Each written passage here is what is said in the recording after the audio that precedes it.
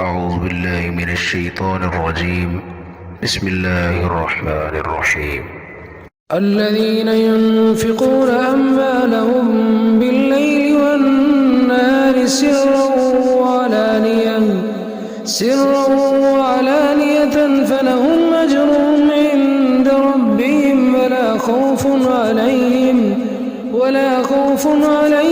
ولا هم يحزنون. الذين يأكلون الربا لا يقومون إلا كما يقوم الذي يتخبطه الشيطان من المس، ذلك بأنهم قالوا إنما البيع مثل الربا وأحل الله البيع وحرم الربا.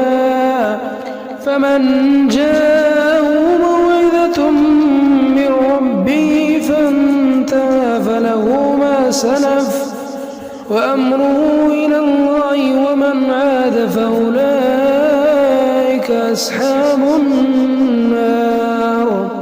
أصحاب النار هم فيها خالدون.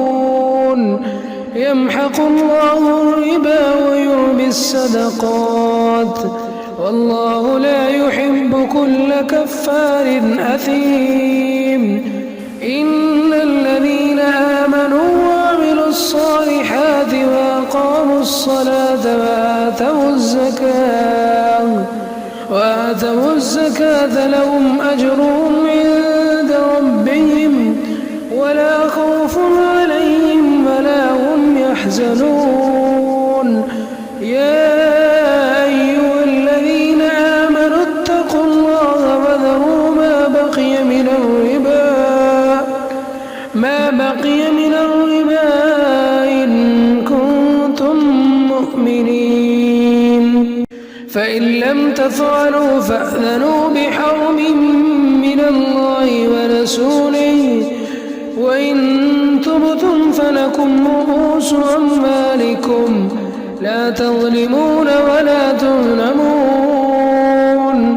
وإن كان ذو عسرة فنذرة إلى ميسرة، وأن تصدقوا خير لكم إن كنتم تعلمون. واتقوا يوما ترجعون فيه إلى الله ثم توفى كل نفس ما كسبت وهم لا يظلمون.